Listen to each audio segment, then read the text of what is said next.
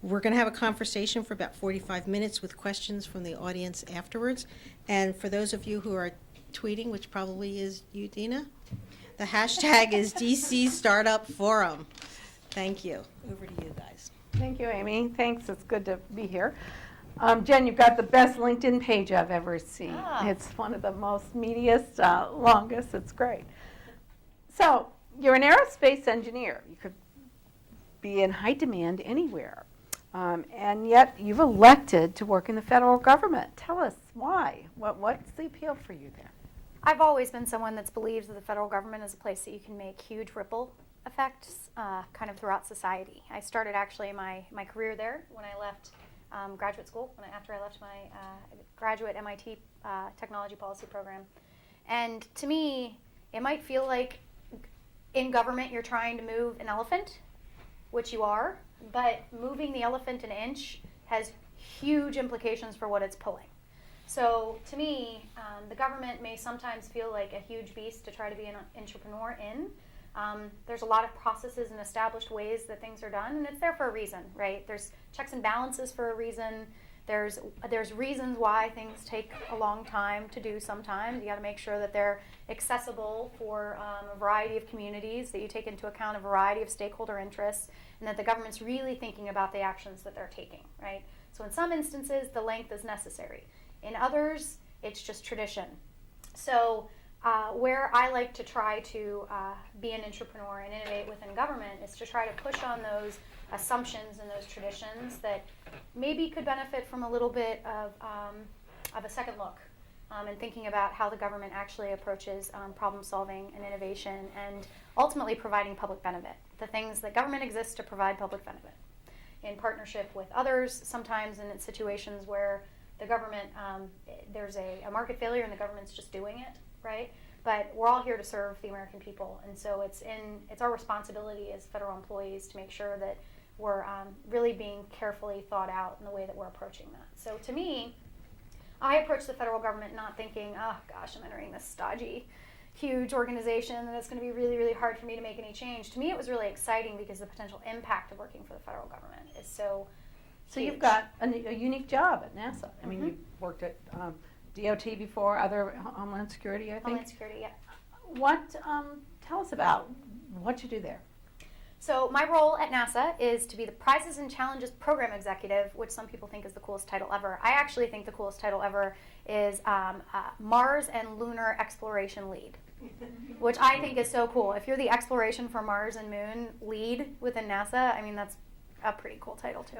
But what I get to do is advise the chief technologist, who is one of the team of 7 senior leaders within NASA. He's the chief advocate for all things technology within NASA, both inside and outside. I get to advise him and lead his portfolio for driving open innovation within the agency as a problem-solving tool. So what I do, on one hand, is try to help programs think about using incentive prizes and crowdsourcing methods to problem solve with different populations than they can typically reach through usual government channels like contracts or grants or traditional partnership agreements. Prizes provide a whole new way to reach people that wouldn't have a way to work with government otherwise.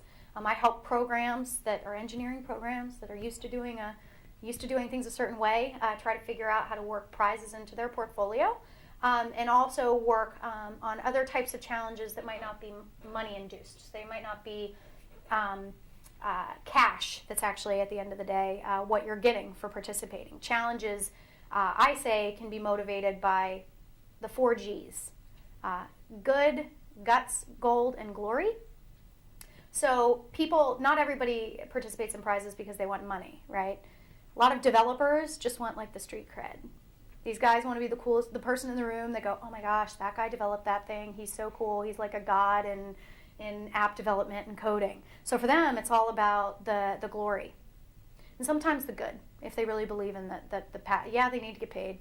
But sometimes in those communities, that's secondary. Whereas in other communities, if the cash isn't there, they're not going to come to the table, right? So one of the key things in understanding in prize design is who your potential solvers are and how you incentivize that community. Because prize design could look very different depending on who you're actually trying to get to come to the table. And that rule applies across all partnerships, across all partnerships, but it's something that we really spend a lot of time thinking about in prizes as incentive structures. So talk about the jackpots. What kind of money are we talking about here? What's the range? So it varies. We do a lot of prizes on Topcoder. Who's heard of Topcoder? So Topcoder is actually a software development platform that is basically tournament-style software development, algorithm development, app development, where they take the whole process of developing an algorithm or software and break it into these micro-tournaments. So you may have a high-level goal of pipeline threat analysis. Like there's pipelines all over the country, and you're trying to identify through pictures if there's something near a pipeline that shouldn't be there, like a vehicle so you're trying to understand an image analysis, create an algorithm that you can analyze a bunch of images and understand if there are threats to these pipelines, right? And that's not just one challenge. They'll do a series of micro challenges, one on IV and V. I don't want to get too technical, but they might break that down into 10 micro challenges where the winner of each only gets $10,000 or $1,000 in a t-shirt because it's developers.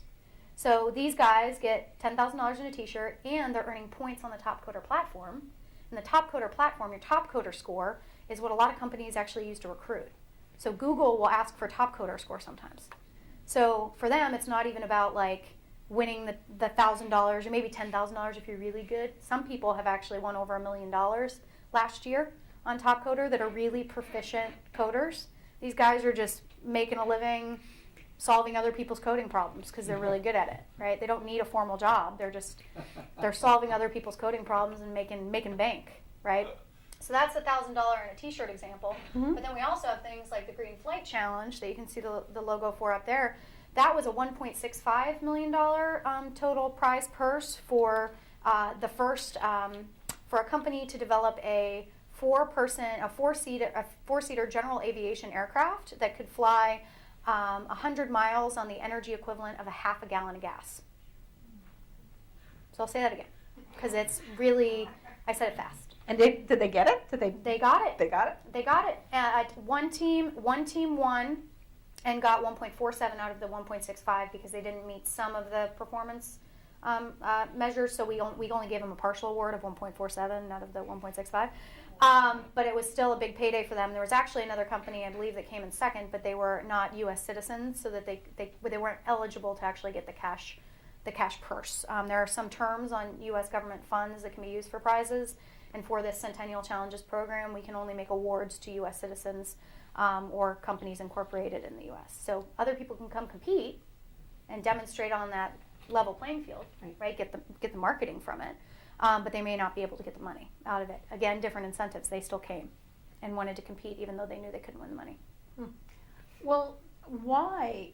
I mean, you talk about design of these contests, and obviously they're very effective. But NASA employees aren't in the money. They can't get any of the money. If you're a federal employee, you're out, right? Mm-hmm. What's the sort of psychology? Is there not some resentment in the federal government from having people come in with better ideas?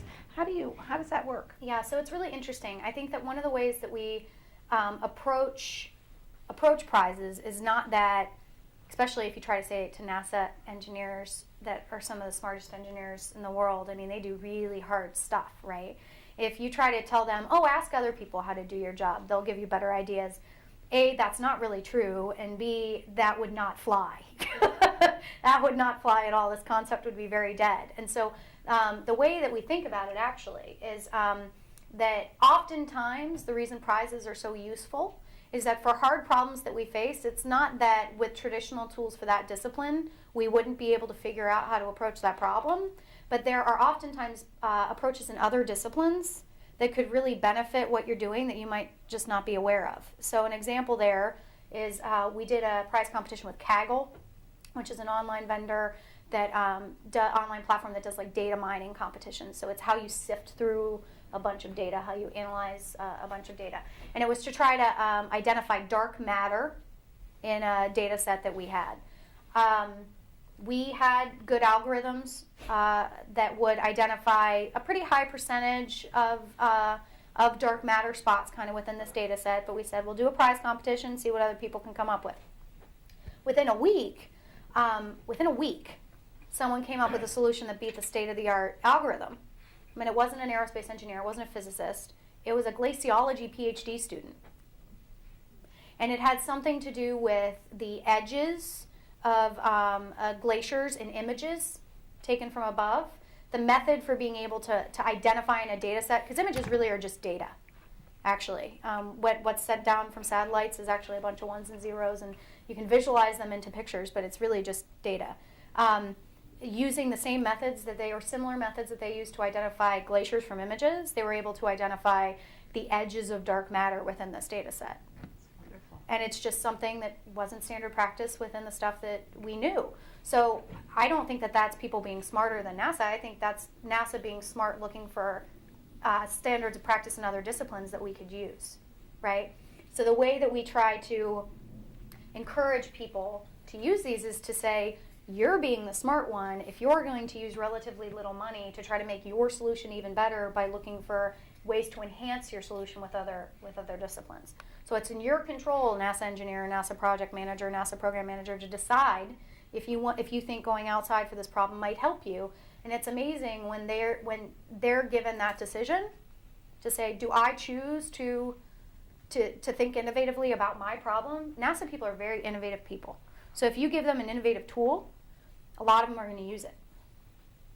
Tell the story about the astronaut's glove. So early on in the Centennial Challenges program, the Centennial Challenge program is actually one of the earliest prize competition programs within the federal government. It started around 2005, so we've got tons of experience in prizes, almost a decade. A lot of agencies have only about a year or two of experience. They only started doing prizes after the America Competes Act legislation was passed in 2010. But the astronaut glove competition was one of the early on ones that we did. It was only a prize purse of about $250K. Only. It was a smaller demonstration challenge.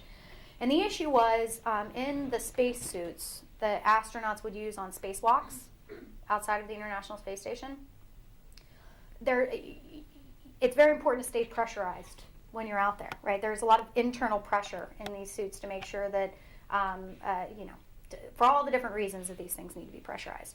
Well, the gloves were designed in such a way that when these folks were trying to grip things outside of the station, and when they needed to do a movement, screw something in, or clench their hands, the pressure and the ability for the joints to move, it was really hard for them to use their hands.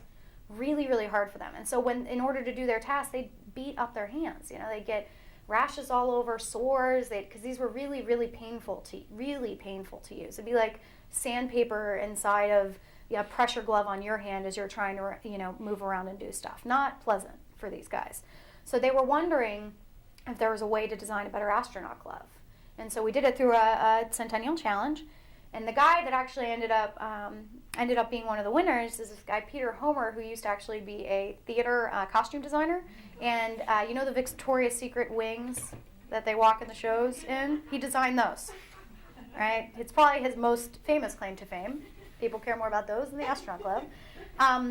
But he was a costume designer, and he really understood materials and structures, right, because of the work that he did. And so he decided that he was going to take a shot and try it. And he prototyped a few and threw a few away. He was doing it in his garage.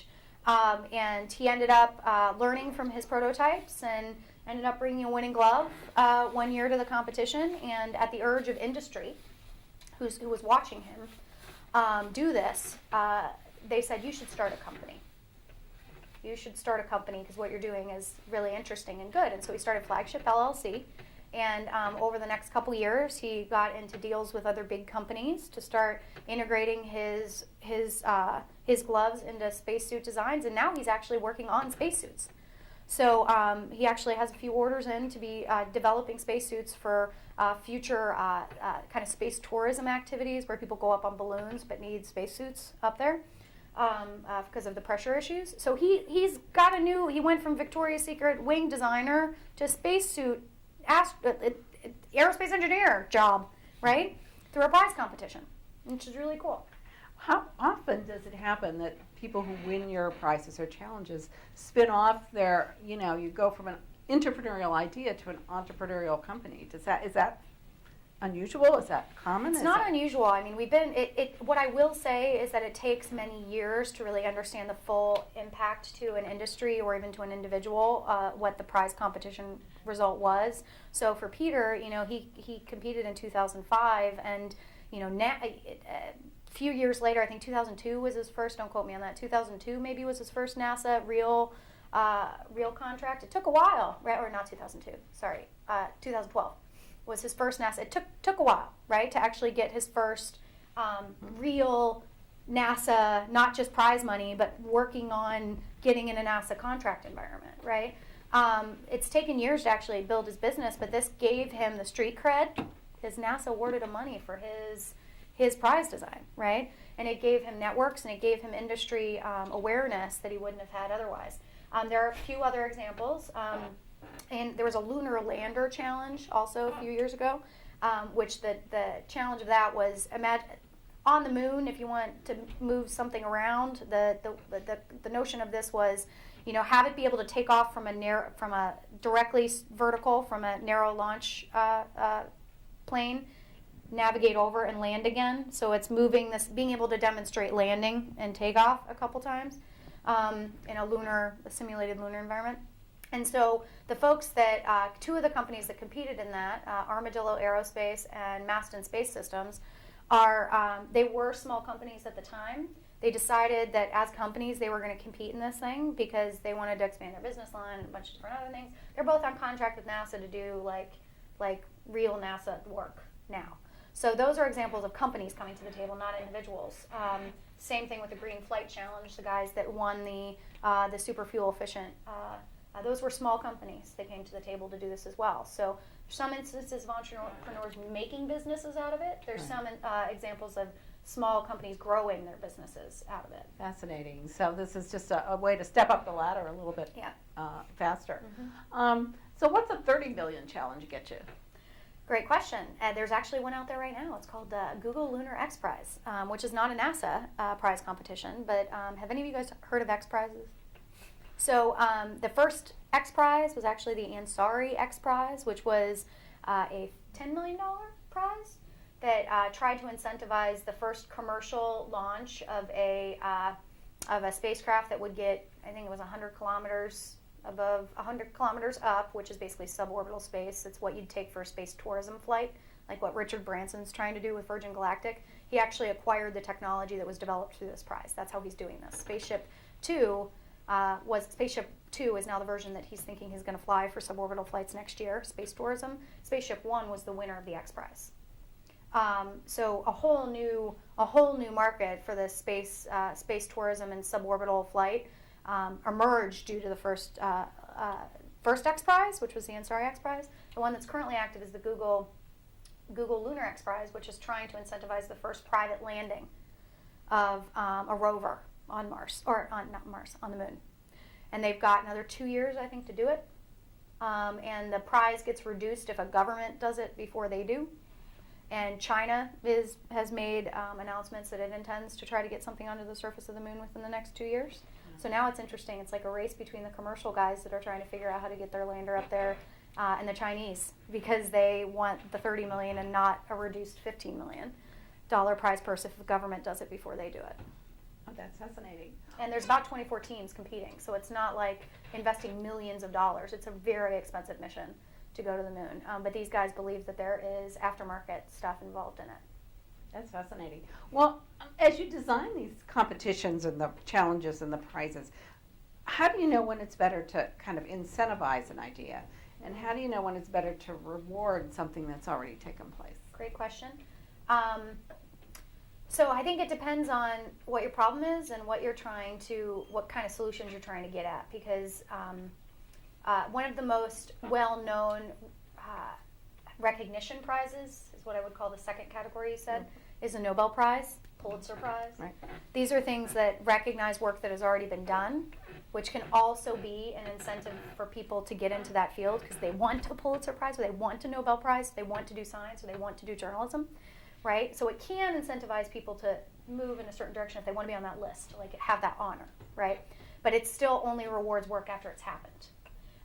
The former type that you mentioned is more around incentive prizes. So you define what you want to see, And the big prize reward, the cash payout at the end, is only paid if someone actually achieves that goal that hasn't been achieved yet. So you have a problem to be solved, and you need to solve it. You have a basically. problem that has to be solved. You want to try to incentivize solving it is one way to do it. The other way to do it is to reward stuff after it's happened, which can also have the effect of identifying the list of experts in a field.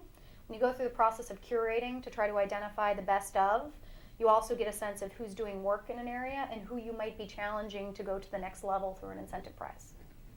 So, is this all taxpayer dollars? Are there sponsors that pay for these prizes? How does that work? So it depends. Again, there is what the America Competes Act and the Space Act, which are two laws that basically authorize NASA to be able to do prize competitions, give us the ability to partner and put private sector prize purse money right next to government prize purse money.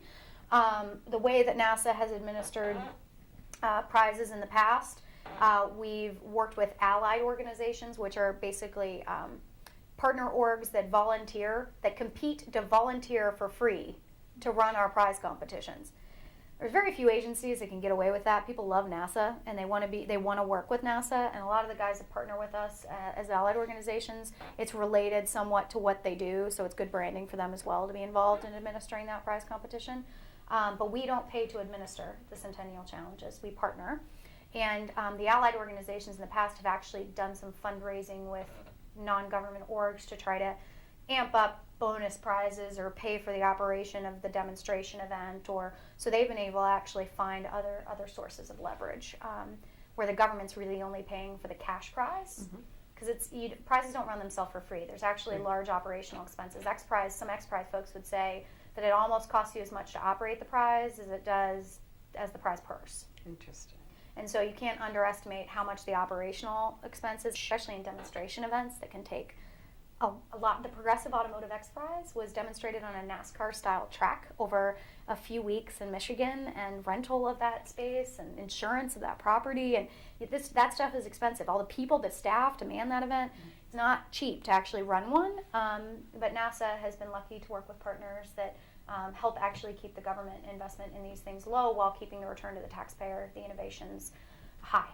And then who owns the intellectual property once you win a prize or you're incentivized to do something? Who gets that? So it varies. With Centennial Challenges, which are big prize competitions, the Green Flight Challenge, the Lunar Lander Challenge, the Astronaut Glove Challenge, the guys that are on the order of $250K and more, we do those to stimulate innovation and industry. So those folks retain their IP. We're not looking to get IP out of that. We're looking to incentivize development. So these folks can go and start a company afterwards, right? The Peter Homers can take their astronaut glove and go and start a company. But when we do things on Topcoder or Innocentive, which are online platforms, we can approach that a little differently, especially if there's not really an aftermarket for what they're doing and it's just a NASA need. So we need an algorithm to do X, Y, or Z, or we need an idea for how to better materials with these strain properties for this particular application. In those instances, oftentimes part of the prize is also included in that is the transfer of IP.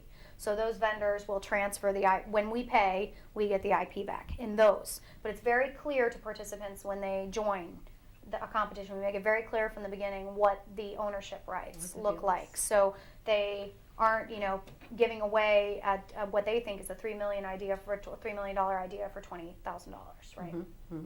Now, how does the federal government compare to private industry in using these particular tools to incentivize innovation or ideas? So it's interesting. You see different uses in the private sector, and I would also say that the government is really very much at the leading edge of thinking about how to incorporate prizes into the way that they do business. It's in an era of fiscal constraint, you have to figure out how to do more with less.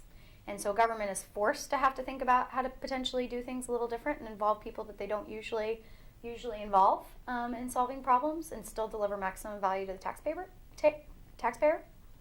So I would say this is actually an instance where we're not taking the lesson, we're leading. if that makes sense. Who would have thought? But there are several organizations, Procter and Gamble, Pfizer, and GE and Pepsi, that are actually using robust open innovation programs to try to do a variety of things. But the most common of which, though, is actually a lot of companies are doing it for product prototyping and identification of potential products. So Domino's just did a huge rebrand. I don't know if any of you guys have noticed the Domino's like of 5 years ago is totally different than the Domino's of today. But they've gone through a huge rebrand, and part of that is co-creating products with their consumer using things like there's a tool called Napkin Labs that is actually a Facebook app that allows folks to submit ideas for new flavors, for new pizza flavors or whatever, and then folks vote on it, and they could roll out your breadstick, right? But they get a sense from the consumer of what the consumer wants, which is interesting because when you look back at what Henry Ford used to say about product co-creation with consumers, he said if you asked the consumer what they would have wanted at the time that he was inventing the car, they would have said, I wanted a faster horse. Right? So in some ways, innovation and visioneering isn't always best in asking the customer. But a lot of companies have found a lot of value in using crowdsourcing to iterate on products, to identify potential new slices of market maybe that they didn't have before. But they're using it in different ways than government, right? A lot of it's more in product development and prototyping. We're using it in a lot of problem-solving areas. So to switch gears a bit, here you are, you're a woman engineer, working in a place with a lot of male engineers. And what's the culture like for you? I mean, we talked a little bit previously about, Helen Fisher, who's a noted Rutgers anthropologist, talks about how brains of women and men have developed over the years. And she says women are kind of web-based thinkers, not as an internet, but really as a spider web, whereas guys are really linear thinkers. How does that ring true with you? Do you see that? How does that play out for you, and both at NASA and in the sense of developing new ideas? Yeah, I totally see that, but I also think I see that not as a function of men versus women, but a function of engineer. So most of NASA's culture is engineers, and the way that we're taught, the way I was taught in undergrad, is here's a problem statement, here's the things you know, and here's what you want to find, and there's a linear way to solve it, right? There may be a few different ways that you can get to the solution, but oftentimes it's applying the equations and the principles in the right logical manner in order to get at the product, at the end solution that is right, because there is only one right answer. There is only one right answer to that coefficient of friction, right? There is not 18 different answers to that answer to that question. And so my general sense is that I know that I'm a web-based thinker. I know plenty of other women that are web-based thinkers. I know women that are linear thinkers. I know men that are web-based thinkers. I think maybe it might be more Myers-Briggsy too. So maybe we could hit on that. But honestly, I think most of the linear thinking comes from the way we're taught to think, especially in the engineering community. Mm-hmm. And that's what we have to try to challenge a lot in the prize space, because when you think about it, what we're doing in the prize space is defining the problem. And then we're not architecting the solution, right? You have to beat the engineer out of the engineer and say, this is not about figuring out how to solve the problem. I'm not telling you what the problem is. You need to actually frame the problem for this challenge. It's a whole flip on the head. Mm-hmm. It's a whole flip on, well, I know that my screw doesn't fit in that hole because of this. Okay, let's take a step back and really think about what the problem is and frame the problem a little differently, and don't be thinking about solutions yet. That's the whole beauty of prizes, is that someone could come at this problem in a way that you never would have come at this problem, and you'll get an interesting, maybe alternate look at how that you could approach it. But we're trained as engineers to know what the problem is already, to know what we've got, and architect a solution. So I think that's partially where the linear thinking comes from, actually, as well, in at least my environment. So where's for women in technology? How do you see them contributing to technological advances, technological ideas that are happening? What's the role? What's the difference, and benefits and not benefits? Well, I think in any environment, diversity brings creativity. So if you have, and diversity can mean many different things. Whenever I try, I do a lot of kind of workshopy, brainstormy type of events to try to open up people's thinking and think about problems differently. And I spend a lot of time curating those lists. So it's interesting. I think there's been some research done in that area about different methods for actually doing invite lists for things.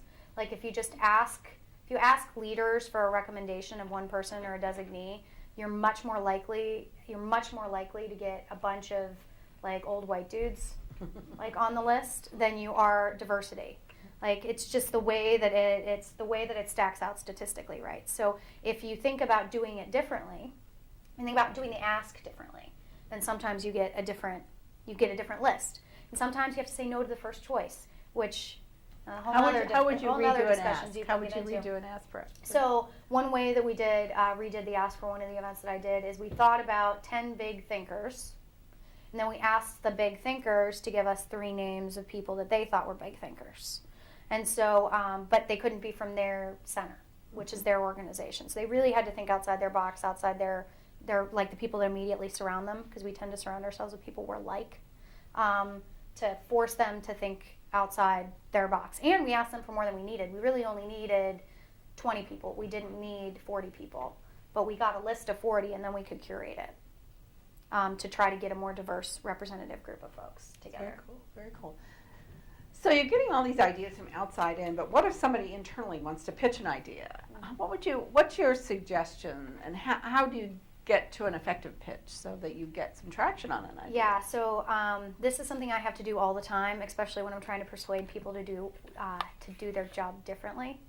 The 3 things that I would say are really important here is, and I'll talk a little bit more about each of them, is 1, know your audience.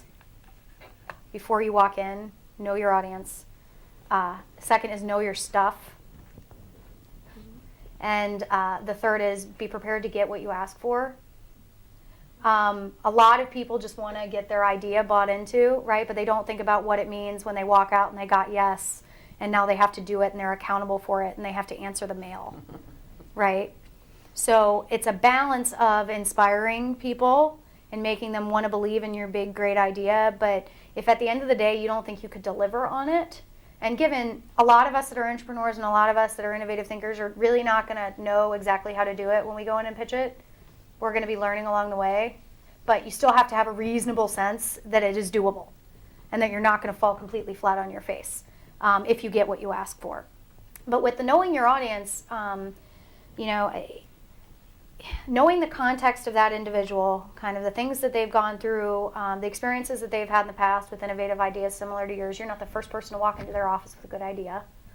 How kind of beholden they are to the bureaucracy and to the standard. Do you need to use the standard NASA template when you walk into their office? Or does it actually speak something to them if you use more of a IDEO, white background with just clean lettering and mostly images?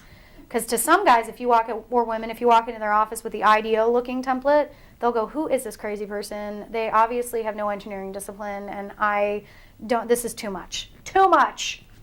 And you won't even get through the initial discussion. So having a sense of their comfort zone, going to their comfort zone is really important. Like you can go in with all the energy in the world, but if you're not actually understanding where they're coming from and getting into their environment, if you're trying to take them out of their comfort zone, you've got to start in the comfort zone with them, right? And then get their trust and slowly start pulling them out and hand-holding them through it and helping them actually accomplish that goal, right? But if they don't feel comfortable with you in that office at that time and don't believe in in your ability to execute, you're going to walk out confounded. Why didn't my boss say I could do that? It was a great idea. Well, it's not just about the idea.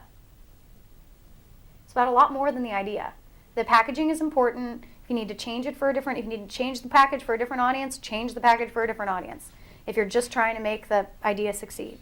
Very, very important. I will do executive briefings kind of around the building, and in one executive's office, it's this briefing, in that executive office, it's that briefing, and it's all the same content. It's just packaged differently and messaged differently. And it takes a lot more work to do it that way, but you get buy-in better, especially when you take it before it's a finished product and you ask them for their feedback.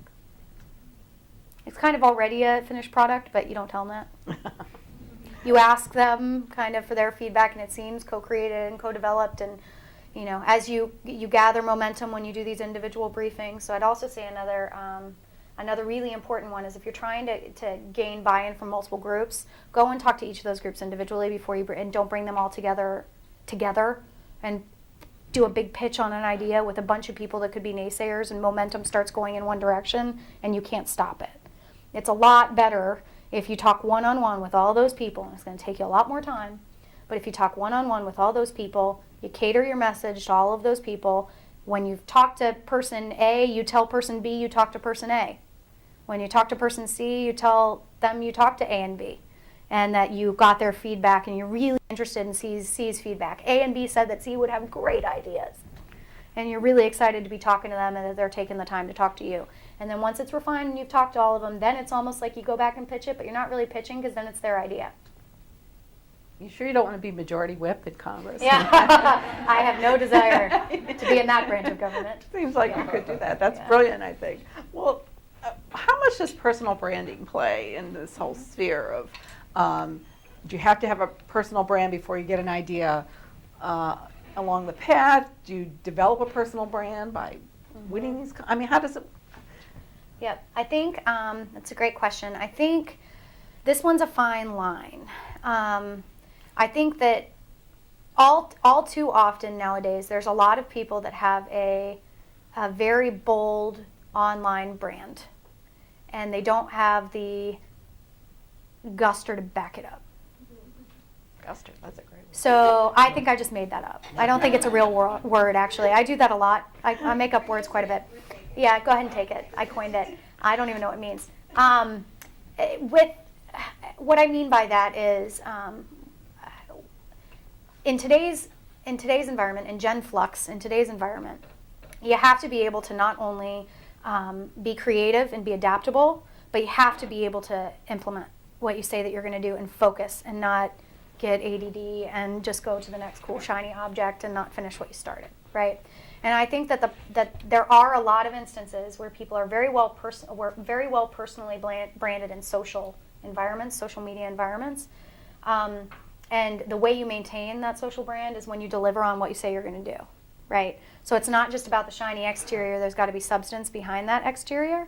So that's where I say it's complicated and it's a fine line. The people that there's a lot of people that are doing great work and have some of the best brands in government, but you do not see them in social online environments, right? Either they don't have the time, or they don't see the value, or there's a ton of different reasons. You've got another group that is all social all the time, and it's unclear how they're actually performing in their actual real job, right?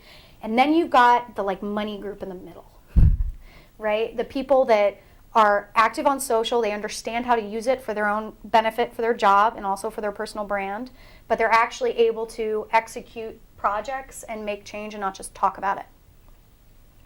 So what I would really, really encourage folks to be co-building is your record, right? Your online record, the LinkedIn page, or the your tweet stream, or your online record. Understanding what your personal use is versus your professional use of different social channels. I am totally professional on Twitter. Occasionally I might talk about the Florida Gators because I'm a big football fan. And my Facebook is totally personal. I won't accept people in my Facebook unless they're my personal friend, right? But they're separate. They're separate, but I've got social presence on multiple channels. But I'm maintaining that presence while I'm building a record of doing, right? And the record of doing is really, really important, I think, in this area of personal brand, especially personal brand and technology. It's not, my personal view, I don't think it's enough to talk about it if you're a technologist, right? If you're a communicator, that's different. If you're a communicator, you communicate. If you're a technologist, you must also do and not just talk about. There's a lot of people that call themselves technologists that aren't doing. So that would be kind of my personal rant, I guess, on that issue.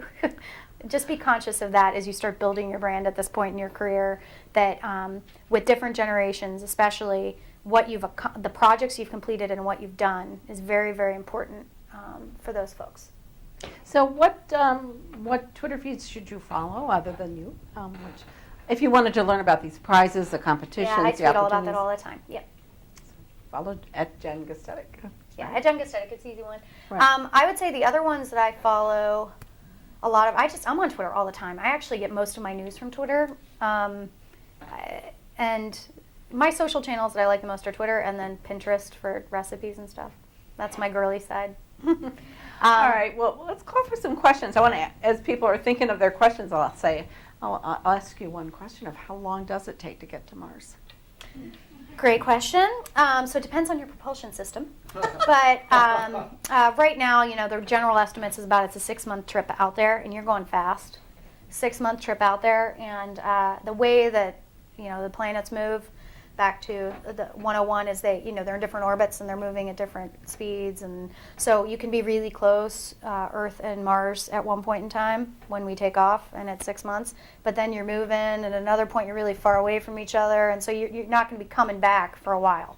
So usually it's an on surface. You're on Mars for a couple years before you're actually realigned, and you can come back.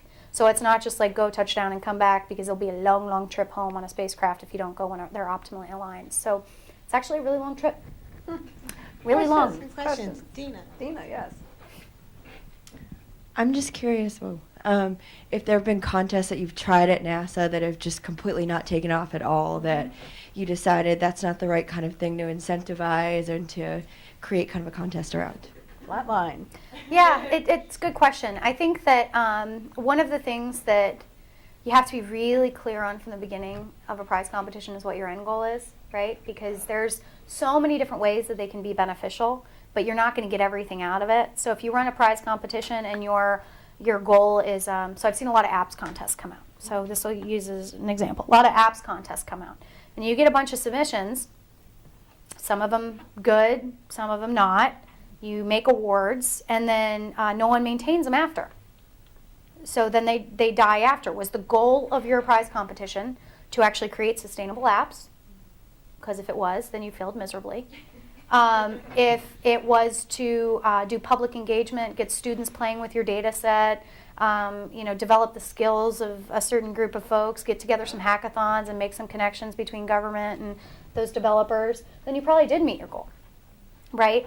But I think one of the things that is really, really important is making sure that you're not setting unrealistic expectations for your prize competition and not trying to do too many things. Because if you're trying to do too many things, you are going to fail on some of the dimensions, right? It's really hard to do a prize competition where you meet every potential, stimulate an industry, sustainable solutions, broad public engagement, all of the different things you can do. It's very hard to design a prize that does every single one of those things. And for folks that say, oh, we're going to do all that because all of those things are good things through prizes, you'll fail on a dimension or two. Well, we're waiting. Can I ask you a question? Go for it. A lot of people here are entrepreneurs thinking about projects outside of their companies as well. And from some of your work earlier, I guess, with Phase 1, what advice do you have for selling an idea to the outside? Yeah, that's a whole different can of worms. Right now I sit on the federal government side, so I'm the Fed. Before this, I was in the private sector and management consulting, where I was working on actually pitching these ideas to government clients to buy, and then us to support them to implement. And so sales and consulting is a whole nother world, and it's not really, I don't think, it's not the same thing as selling an idea when it's about the merit of the idea, because there's a lot of stuff that goes with contracting sales in the federal government. There's processes for that. There's preconceived notions about the intent of contractors. There's all sorts of stuff that's baked into this. If you're a contractor and bringing in an idea to a federal employee, are you just doing it because you want to get a payday? Or are you doing it because it's actually a good idea? If you don't have the relationship with a government employee and they know and trust you, it can be really hard to actually make what seems to be an objective case on just the merit of the idea, right? So I'm sitting on that side then. One of the struggles that I had was, this is just a good idea. This is a really good idea, and I do think this would be really good for you. And developing the relationship with the client was key, and actually to get them to trust in the merit of the idea and not just the notion that this is going to cost me money. So it's a completely different dynamic when you're talking about sales versus gathering momentum for an idea within your organization that you might need some budget for, right? But you would be leading, and they're very different scenarios. Yeah, sorry, I had the mic. I'm a person on the federal contracting side, but I do have a question for you about internal collaboration, Yep. and I don't know what kind of tools you all use at NASA. I know you're pretty leading edge in new media, social media, but what you use to internally collaborate and get people internally incentivized to kind of, engage in what you're doing. So a couple things. We actually do have an internal prize platform at NASA. It's called NASA at Work. It's built on the Incentive platform, so we have an outward-facing one that's called the Innovation Pavilion that people outside NASA can try to solve problems for NASA through prizes. But we didn't want to leave our employees out, right? So say one center, say Johnson Space Center in Texas, has an issue where they need to identify a method to do X, and the people right around them in their office don't know the best way to do that. But there's got to be someone else at NASA that knows how to do that. The NASA at Work platform allows you to post a problem, a challenge that is accessible to the entire NASA community across the country. And it's a simple kind of submit your idea platform that employees around the country can submit ideas, work off each other's ideas, and then the challenge sponsor determines who wins first, second, and third place, and those folks get a $200 incentive bonus. So they're not getting the $10,000 prizes externally, but they are getting spot bonuses for participating in these NASA challenges to help their colleagues find solutions to problems. So that's one way. We also use Yammer as an internal collaboration platform. Some people use that more than others. I think a lot of it is old-fashioned relationship building, face-to-face, the phone. Nothing beats making a trip to a center, going out to Ames in California or Johnson in Texas or Kennedy in Florida, and actually making the personal relationship, and then you get a response from the email. Like you could send them an email before that and you're not going to get it. You could be on social and they don't know who you are. They haven't seen you. They haven't felt your intent as being good and true of spirit. And that it goes a long way when you can actually have the personal interaction. I'm a big advocate for the personal connection. Hi, my name is David.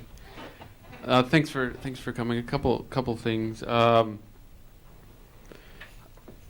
guess I'll start with the prizes and the competitions that you're having. How do you communicate through which means to people that would want to participate in this? 'Cause I actually follow NASA, what I guess would consider fairly closely. I've never heard of any of these. Oh wow, okay. And I know that I'm working on a documentary about a kid that has wanted to be an astronaut since he was cool. 3, and he's incredibly intelligent. And through that, I've got my own social media stuff going on, and the audience is sort of identifying itself, and meaning that through advertising, et cetera, the people that I'm now making this film for have sort of come to me, and they're sort of shaping the way, some of along the lines of some of the things that you were talking about with the things that you're doing. But I've never heard of any of these competitions. I know that most of these people had forgotten about the Curiosity until it landed, and nobody knew. It's a long trip, 9 months. It is 9 months. Took them longer. Robotic, you don't have to go as fast. Sure. Well, nobody knew that it, oh my gosh, it's powered by radioactivity. Oh my gosh, there's how many tools are on board this thing? All these amazing things that just using the robot as an example that this robot can do. And 99 people out of 100 couldn't name 2 of the things it can do.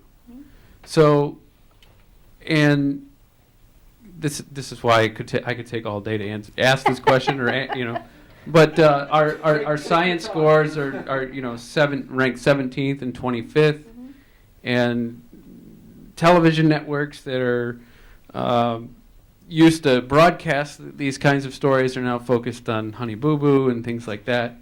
And I feel like if the kinds of things that NASA were doing were more readily available, then we might see different content. And I'm just wondering, what are those outlets, other than is it the Twitter feed or what is it? And how do we access that? How do we find out what those tools are and make it exciting so that more people can learn about? How do you communicate with the audience that's the tax-paying public that you're trying to quote unquote to help. Yeah. Well, and feel free to add some of the communications pieces to that too. She's a communicator at NASA. We have We're another with NASA NASA. person here. The answer I'd say on the side though of the prize competition front is you're asking a really critical question on how we promote these things and get broad reach in the solver community. Right? There's three groups that are important in a prize competition to communicate to: the solvers, the advocates, and the observers. Not everyone's going to be a solver for every prize competition. They might not have the skill set, whatever. But they could be advocates for that general issue area. They could be, Craigslist Craig tweeting it, right, if he thinks it's cool, like he does for VA stuff all the time, VA Blue Button. You could have advocates that care about this stuff.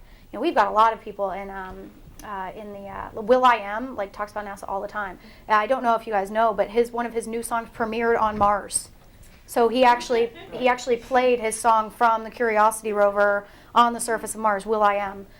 So we have our advocates, right? But advocates only reach so far as the people that listen to those advocates, right? But that also extends your network. So a lot of, and then the observers are people that might care but aren't advocates or aren't necessarily going to be solvers. So to answer your question, the discipline we're starting to try to get into, I've been at NASA for 8 months now, working on prize competition strategy for the agency as a whole. One of the things that we're moving towards is actually having communication plans together for every prize competition before they're launched. And part of that process is to understand audiences that you're trying to target, how they consume information, and then targeted strategies to reach those people through those consumption channels. So social isn't always going to be the way, but what we have found, Kareem Lakhani, who's a Harvard professor that studies prize competitions and who ends up actually coming up with solutions, has found that in a lot of prize competitions, the solvers actually end up being 7 times removed from the people that you thought would solve it. So that presents itself a communication problem, right? If you think you know who's going to solve it, but then statistically speaking, the person who actually is going to solve it is 7 degrees removed, your communication strategy relies on networks. Yeah, I would just add that I think NASA in recent months, maybe over the past couple of years, has recognized that they are brilliant with regards to supply, to making really shiny objects, but never really thinking about how to communicate it, but also more importantly, what is the demand? So a lot of times I think with NASA, it's like we've created this incredibly amazing geospatial tool, but we really haven't identified the audience for it. And so the project that I'm actually working on is a really incredibly innovative project. It's a joint project with NASA and USAID that's trying to create demand for Earth observation satellite data in developing countries to really help with better environmental management and better decision making. And so it's a really new, cool idea, and I've been hired as the communicator to really communicate this outward. And actually on Monday we were in the Washington Post, so I think it's starting, but it's hard, and there's a lot of news out there. Yeah, and as you guys know, it's really hard to keep anyone's attention for very long, and so I think part of why maybe folks didn't hear a lot about Curiosity when it was in transit is there's really not much interesting things to say when it's like, oh, I've gone another 100,000 miles through the vacuum of space. It's not, and they make personalities for these guys, right? The Mars rover, MSL has its own Twitter account. The Robonaut, which is the robot on board ISS, has its own Twitter account. We have a mascot for a sun observation mission that's a rubber chicken called Camilla SDO that has her own Twitter account. She's a rubber chicken. Right? And these guys have thousands, in some cases, hundreds of thousands of Twitter followers. The NASA account has millions. And so it's interesting, though. There are many space enthusiasts. So there are people that are super into space. And these are the people that are following all of these guys. And to be honest, before I worked at NASA and I was in management consulting, I thought I was a space enthusiast. I didn't know 99% of the stuff that NASA does, and every day walking out of that building for the first 6 months, I was just inspired in the awe of the universe, honestly, from everything that I was learning. And I thought I fancied myself a space enthusiast, right? I had no idea what NASA was doing with looking down on the Earth and Earth observation, understanding how precious our ecosystem is, and how we understand it through models, through data that's captured by NASA. Yeah, there's just a lot of things that I didn't understand. I thought, the same thing about shuttle and, what's NASA doing now that shuttle shut down? You think those things when you don't know, when you're on the outside, when you're not watching it, tracking it every day. But I think part of the challenge is when do you have a story to capture the imagination, which is how a lot of journalists think, right? Like journalists look for stories.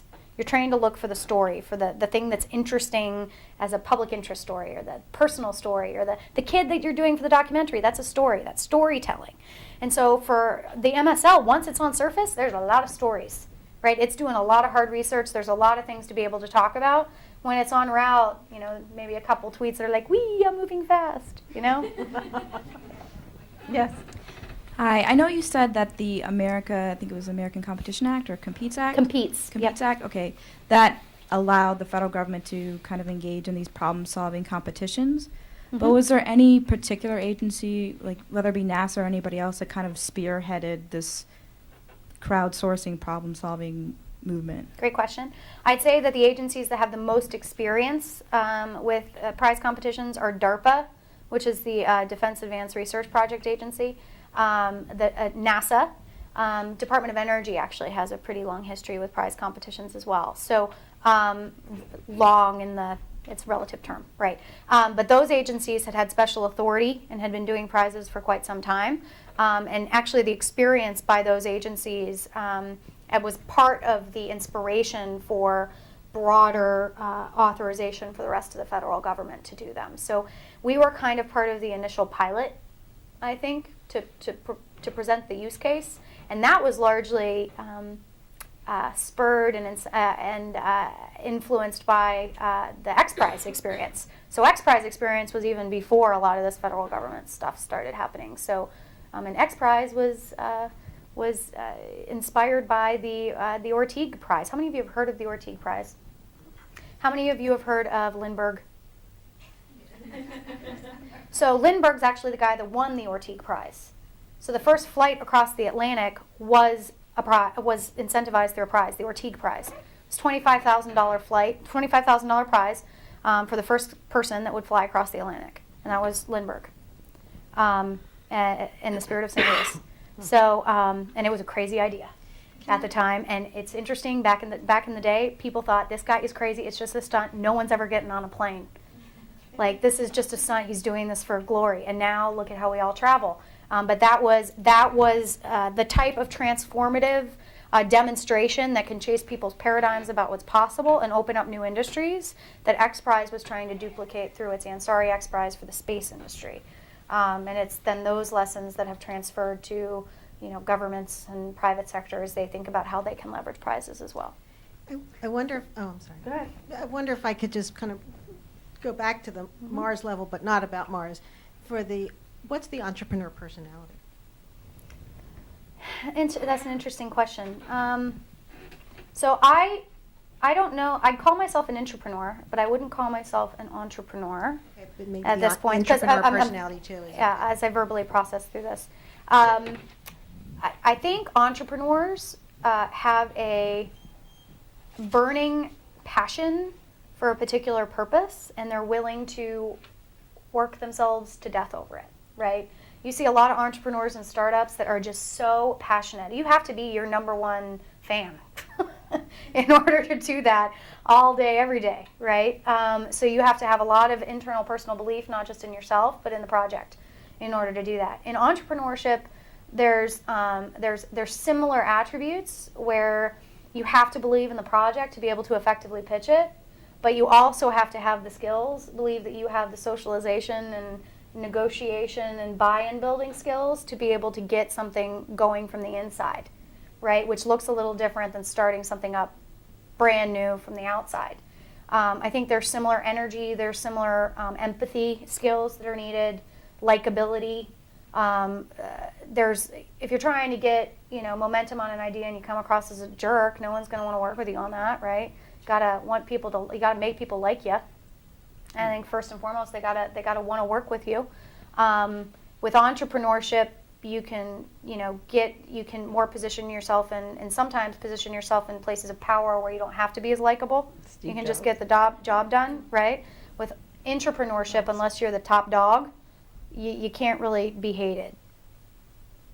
So we're at a moment in time, and I'll wrap with this question unless anyone has any more questions. Where you feel in the federal government there's so much we cannot do, and yet what you do has a real can-do feeling to it. And where does it go next? Where do you go next with this? I describe myself as someone being passionate at the intersection of 3 different topic areas: public-private partnership, technology policy, and innovation. And so when I'm working in that nexus, I'm very happy. And prizes are in that nexus. Before that, I was working on the Open Government Initiative a lot, which got into open data, participatory government. That's largely what I did while I was at Phase 1 and for the Department of Transportation. And before that, I was working on cooperative agreements and grants management within Homeland Security, which was the way we were approaching grants management was a very innovative way towards using stakeholder engagement to determine priorities, and not just government sends out money in a formula way and people spend it as they spend it, but really kind of co-creating priorities and projects together. So it was very much about negotiation. And I was 25 and sitting at a table with cops that were all like very seasoned men in the force. So that was my first introduction to the workforce. Was you had to get very confident very early with folks that had a lot more experience than you, respect that, but be able to have conversations that would take you forward together, right? So I think for me, I love to work at the intersection of those 3 things, and right now prizes and open innovation is right there in the middle of that. And I actually think that as we grow through the next evolving years of society, these next 20, 30 years, partnership, thinking innovatively about problem solving, and understanding the implications of the policy decisions that we make surrounding technology are going to be some of the most interesting issue areas, at least in my career. So I have no idea what's next, but I'm excited to adapt through those changing kind of roads to be able to be right in the thick of it. Well, what fun. Thank you. Thank you very much. Thank you.